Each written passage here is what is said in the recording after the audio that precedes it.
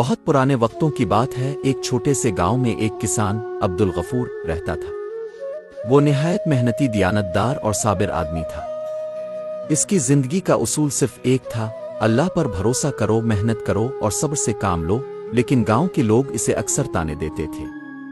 وہ کہتے، غفور، تم اتنے سالوں سے زمین پر ہل چلا رہے ہو، دن رات کھیتوں میں پسینہ بہاتے ہو، پھر بھی تمہارے گھر غربت ختم نہیں ہوتی۔ شاید تمہاری تقدیر میں کچھ نہیں لکھا۔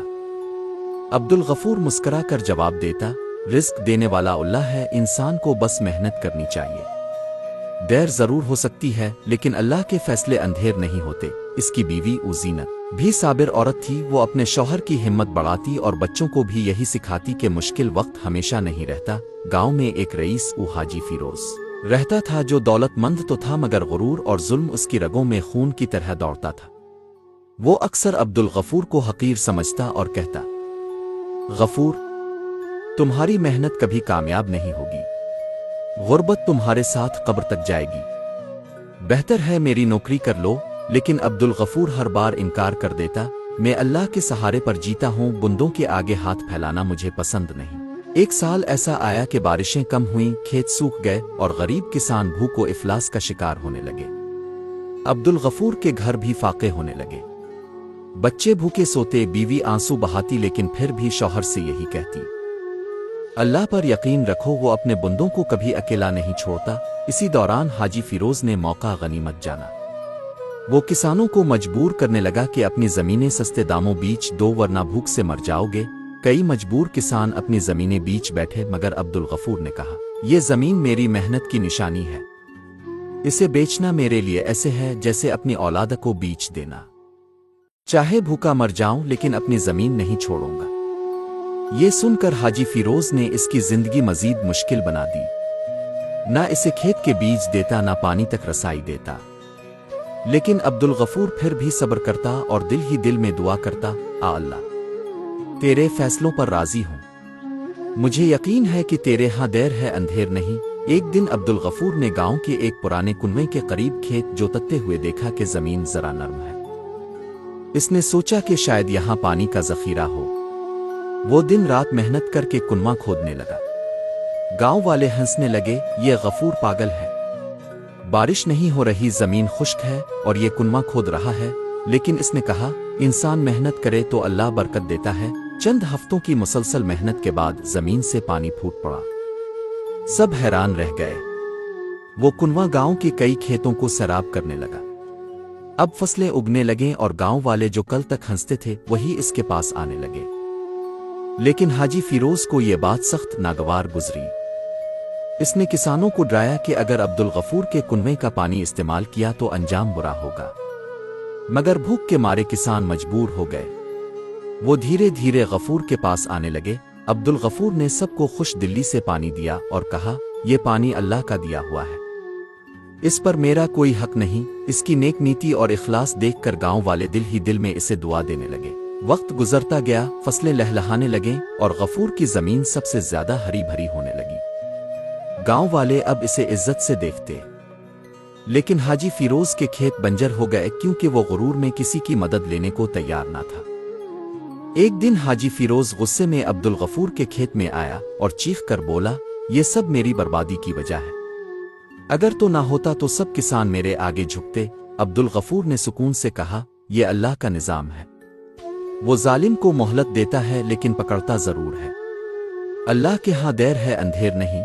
کچھ ہی دنوں بعد حاجی فیروز پر قرض بڑھ گیا، لوگ اس سے پیسہ مانگنے لگے، اس کے اپنے نوکر بھی اسے چھوڑ کر چلے گئے۔ آخرکار وہ تنہا رہ گیا۔ گاؤں کے لوگ بھی اس کی بدسلوکیات کر کے منہ موڑنے لگے۔ دوسری طرف عبدالغفور کی محنت رنگ لائی۔ اس نے غلہ غریبوں میں بانٹا، یتیموں کی شادیاں کروائیں اور مسجد کی تعمیر میں حصہ ڈالا۔ گاؤں کے بچے اسے بابا غفور کہتے۔ ایک دن گاؤں کے چوک میں سب جمع ہوئے۔ گاؤں کے بزرگ نے کہا، ہم نے اپنی آنکھوں سے دیکھا ہے کہ اللہ کے ہاں دیر ہے، اندھیر نہیں۔ جو بندہ صبر، محنت اور ایمان پر قائم رہا، اللہ نے اسے عزت دی، اور جو غرور میں ڈوبا رہا وہ ذلیل ہو گیا۔ عبدالغفور نے سر جھکا کر کہا، اصل عزت اللہ کے حکم میں ہے، हमें कभी मायूस नहीं होना चाहिए क्योंकि अल्लाह अपने बंदों की दुआ सुनता है, चाहे देर से ही क्यों ना हो। साल गुजरते गए। अब्दुल गफूर के बच्चे जवान होने लगे। सबसे बड़ा बेटा अहमद तालीम हासिल करने के बाद गांव वापस आया। अहमद में भी वही सब्र, मेहनत और ईमान की रोशनी थी जो उसके वालिद में थी, लेकिन इसके साथ साथ वो जमाने की जरूरतों को भी समझता था। अहमद ने अपने वालिद से कहा, अब्बा जान, अपने मेहनत और सब्र की मिसाल कायम की, मगर मैं चाहता हूं कि हम तालीम और नई सोच के जरिए गांव के लोगों को और भी मजबूत बनाएं। अब्दुल गफूर ने मुस्करा कर कहा, बेटा अगर नियत अल्लाह के लिए हो तो हर रास्ता कामयाब होता है। अहमद ने गांव के नौजवानों को इकट्ठा किया। वो कहने लगा, हम सब ने अपने बुजुर्गों से सीखा है कि अल्लाह के हां देर है अंधेर नहीं, लेकिन हमें भी अपने हिस्से की कोशिश करनी है। आओ हम मिलकर स्कूल बनाएं ताकि आइंदा नस्लें जहालत में ना रहें। नौजवानों ने हामी भरी। गांव में पहली बार एक छोटा सा स्कूल बना। शुरू में बच्चे कम थे, लेकिन आहिस्ता आहिस्ता सब वालिदैन ने अपने बच्चों को भेजना शुरू किया। उधर हाजी फिरोज के बेटे कामरान ने अपने वालिद की नाकामी से सबक ना सीखा। वो भी गुरूर और जिद में डूबा रहा। वो अक्सर अहमद से हसद करता और लोगों को बहकाने की कोशिश करता, ये अहमद तुम्हें ख्वाब दुखा रहा है, तालीम से पेट नहीं भरते, मेरे साथ आओ, मैं तुम्हें बड़े शहर ले जाऊंगा, वहां नौकरियां मिलेंगी और जल्दी पैसा भी। कुछ नौजवान लालच में इसके साथ चले गए, लेकिन वो वहां जाकर धोखा खा गए। शहर में उनका इस्तेहसाल हुआ और वो खाली हाथ वापस आ गए। ये देखकर गांव वालों को और भी यकीन हो गया कि गुरूर और लालच का अंजाम बुरा होता है। एक साल फिर बारिशें ना हुईं। गांव पर कहत का खतरा मंडलाने लगा। लोग डर गए कि कहीं पुरानी भूख वाली हालत दोबारा ना आ जाए। अहमद ने सबको इकट्ठा किया और कहा, अल्लाह पर भरोसा रखो और कोशिश जारी रखो। हम सब मिलकर नए खेतों में नहरें खोदेंगे। अगर हम सब्र करेंगे तो अल्लाह की मदद जरूर आएगी। गांव वाले मान गए। सब ने दिन रात काम किया। कुछ ही दिनों में नहरें बन गईं और पानी का बहाव बढ़ गया। ये देखकर सबकी उम्मीद ताजा हो गई। गांव फिर से आबाद होने लगा। एक रात अब्दुल गफूर मस्जिद में बैठे दुआ कर रहा था, आ अल्लाह, ताव ने मुझे हमेशा सब्र दिया और इज्जत दी। मेरी औलादा और मेरा गांव भी तेरे भरोसे पर खड़ा है। आ अल्लाह, हमें हिदायत और रिस्क अता फरमा। इसी रात गांव के करीब एक बड़े जमींदार ने अपने खेत छोड़ने का ऐलान किया, क्योंकि वो शहर मुंतकिल हो रहा था। वो जमीन गांव वालों को मुनासिब कीमत पर बेच दी गई। अहमद ने सबको मशवरा दिया कि वो जमीन मिल जल कर खरीदें ताकि कोई और रईस उन्हें गुलाम ना बना सके। यूं अल्लाह ने एक और दरवाजा खोला। कुछ सालों की मेहनत के बाद गांव पूरे इलाके के लिए मिसाल बन गया। वहां खेत सब्ज थे, स्कूल आबाद था और लोग खुशहाल हो गए थे।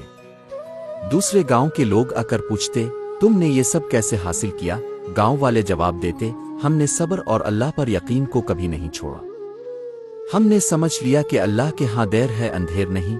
एक दिन खबर आई कि हाजी फिरोज का बेटा कामरान शहर में किसी धोखे का शिकार होकर कैद हो गया है। गांव के लोगों ने सर हिलाकर कहा, यही अंजाम है गुरूर और लालच का। अहमद ने मगर लोगों को समझाया, हमें दूसरों के अंजाम पर खुश नहीं होना चाहिए। ये भी अल्लाह का निजाम है कि हर एक को अपने अमाल का फल मिलता है। हमें हमेशा शुक्रगुजार रहना चाहिए। अब्दुल गफूर अब बूढ़ा हो गया था। इसने अपने बेटे अहमद को देखकर कहा, बेटा मेरा वक्त करीब है। मैंने जिंदगी में ये सीखा है कि अल्लाह अपने बंदे को कभी ज़ाय नहीं करता। देर हो सकती है, आजमाइशें आ सकती हैं, लेकिन अल्लाह के फैसलों में अंधेरा नहीं होता।